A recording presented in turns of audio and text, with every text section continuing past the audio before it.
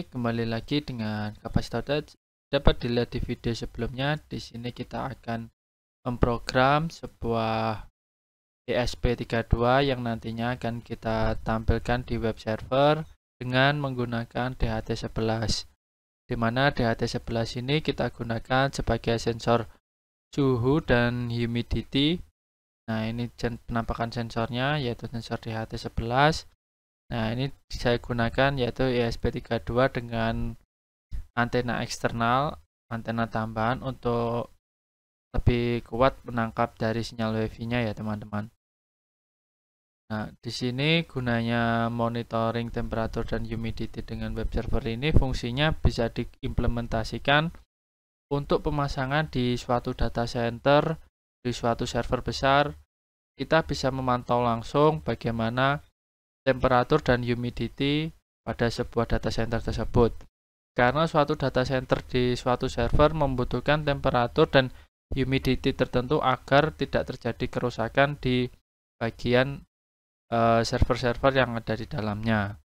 Oleh karena itu, fungsi dari monitoring temperatur dan humidity dari ESP32 ini sangat berguna kita implementasikan di suatu data center atau bisa juga kita gunakan di dalam panel-panel listrik yang membutuhkan temperatur dan humidity tertentu agar tidak terjadinya kebakaran ataupun kerusakan pada komponen-komponen yang ada di dalamnya ya, teman-teman. Nah, sekarang akan saya tunjukkan bagaimana program dari monitoring dengan menggunakan web server ini. Yaitu di sini saya menggunakan Arduino versi 2.0 ya, teman-teman. Jadi tampilannya baru seperti ini. Nah, untuk langkah yang pertama teman-teman harus install dulu untuk library dari sensor DHT11 ini ya. Untuk ESP32-nya teman-teman juga jangan lupa harus sudah ada library-nya. Jika belum, teman-teman bisa lihat bagaimana cara install library sensor DHT11 dan cara install library dari ESP32 atau cara mulai dari controller ESP32 di video di sebelah sini. Nah, jadi dua video ini nanti akan dijelaskan bagaimana cara install library dan cara mulai ESP32. Nanti linknya akan saya taruh di deskripsi ya. Nah, untuk langkah yang pertama, jika teman-teman ingin memulai dengan menggunakan sensor DHT, teman-teman harus install dulu library-nya, yaitu dengan masuk di include library, lalu teman-teman pilih manage library ya. Nah, di sini teman-teman tinggal pilih DHT11. DHT saja nanti akan muncul ya. Nah, di sini sudah ada berbagai macam sensor DHT, teman-teman bisa pilih. Nah, di sini saya gunakan DHT sensor library by Adafruit. Jadi dengan menggunakan library ini saya tidak perlu mendeklarasikan lagi Adafruit-nya. Kalau tidak pakai ini biasanya kita harus mendeklarasikan juga untuk Adafruit-nya. Nah, kalau kita menggunakan ini kita tidak perlu lagi mendeklarasikan dari Adafruit-nya. Jadi jika sudah, teman-teman tinggal pilih install. Nah, jika proses installnya sudah selesai, teman-teman bisa cek di example. Nah, DHT sensor library ini apa sudah muncul? Kalau sudah muncul, berarti proses install library-nya sudah selesai. Nah, berikutnya dideklarasikan teman-teman di sini menggunakan DHT tipe berapa? DHT11 atau DHT21 atau DHT22. Nah, di sini karena saya menggunakan DHT11, maka di sini yang saya tampilkan DHT11. Jika teman-teman menggunakan DHT22, teman-teman bisa tambah garing 2 yang artinya di komentar atau tidak terbaca nanti. Nah, lalu teman-teman ganti seperti ini. Nah, maka yang aktif nanti adalah yang tipe DHT22. Seperti itu ya. Nah, jika sudah, teman-teman deklarasikan password dan WiFi teman-teman itu apa. Nah, dideklarasikan di sini. Jadi ditulis besar kecilnya juga disamakan ya, harus sama agar bisa terkoneksi. Nah, kalau SSID-nya ada spasi juga ditulis ada spasi. Kalau tidak ada ya tidak usah. Lalu passwordnya juga besar kecilnya harus diperhatikan. Nah, sebelumnya saya jelaskan dulu untuk proses install dari library-nya. Jika teman-teman menggunakan library manager, pastikan internetnya harus nyala ya teman-teman, harus terkoneksi ya. Nah, jika sudah dideklarasikan, di sini saya menggunakan pin 27 dari ESP32, maka di sini saya tulis 27.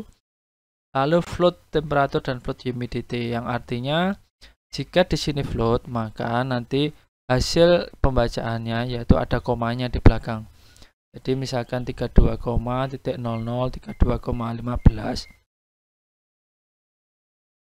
Jika teman-teman menggunakan integer, maka hasilnya adalah bilangan bulat, tidak ada koma di belakangnya. Misalkan 32 ya 32, 33 ya 33, tidak ada koma di belakangnya. Seperti itu ya. Nah, di sini saya deklarasikan untuk DHT-nya. Nah, ini untuk proses pengoneksiannya dari WiFi-nya. Nah, nanti untuk menampilkan IP yang digunakan dari web servernya, ini di programnya yaitu di WiFi local IP.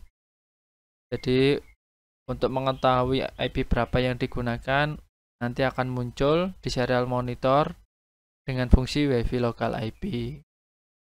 Nah, jika sudah, kita masuk di pembacaannya, yaitu di fungsi pembacaan temperatur dan humidity-nya, dan menggunakan dua fungsi tersebut.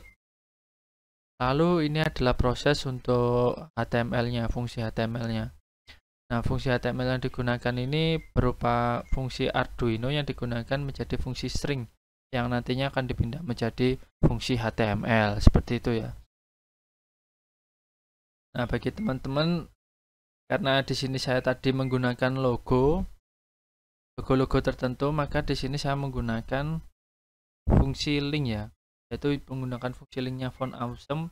Jadi ini harus teman-teman cantumkan untuk fungsi link ini jika ingin menampilkan logo-logo temperaturnya. Nanti akan saya tampilkan, saya tunjukkan mana maksud logonya. Nah, ini fungsi HTML-nya akan saya jelaskan sambil saya tampilkan dulu untuk halaman web servernya. Nah, pertama kita pilih dulu port yang akan kita gunakan. Di sini menggunakan ESP32. Saya menggunakan ESP32 dev module. Jadi ESP32 VRM ini bisa menggunakan ESP32 dev module ya. Lalu portnya saya gunakan COM3. Nah, jika sudah kita upload.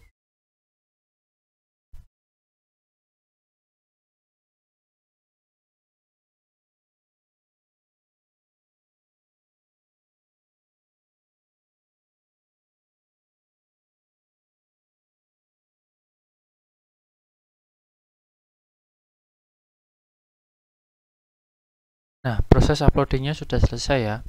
Teman-teman bisa buka serial monitor. Nah, jika belum muncul IP address-nya, teman-teman bisa tekan EN yang sebelah sini. Nah, untuk reset, nah nanti akan muncul seperti ini, HTTP server started, WiFi connected, yang artinya WiFi-nya sudah terkoneksi dengan ESP32-nya sudah terkoneksi dengan WiFi-nya ya. Nah, ini untuk IP-nya. IP-nya ini bisa kita gunakan untuk menampilkan dari tampilan HTML-nya. Kita tuliskan IP address-nya 192.168.36.58. Nah, nanti akan tampilannya menjadi seperti ini. Nah, bisa teman-teman lihat di sini ada logo temperatur dan logo kelembapan ya, teman-teman. Nah, jadi untuk kedua logo ini, jika ingin menampilkan kedua logo ini, linknya ini harus ditampilkan karena dua logo ini diambil dari link use font awesome, seperti itu ya. Nah, terus untuk judulnya monitoring temperatur dengan kelembapan, ini judul yang ada di tab ini. Lalu untuk judul yang ada di dalam sini, yaitu letaknya ada di mana ini? Nah, letaknya ada di sini, monitoring temperatur dan kelembapan dengan ESP32. Ini judulnya ada di H1. Ini adalah tampilannya untuk temperatur dan kelembapannya. Saat ini terbaca temperaturnya yaitu 30 derajat dengan suhu kelembapannya 67%. Ini untuk fungsi untuk menampilkan logonya Fast FA Thermometer Half. Nah, ini untuk menampilkan logonya. Logo dari temperatur ini Fast FA Thin, untuk logo kelembapannya yang ini. Nah, lalu untuk hasil 30,80 derajat Celcius ini dipanggil di fungsi temperatur stat ini ya. Nah, sedangkan untuk kelembapannya di humidity stat. Nah, untuk derajatnya yaitu ini fungsi simbolnya, lalu persennya ini yaitu yang ini. Jadi seperti itu fungsi pemanggilan dari HTML-nya.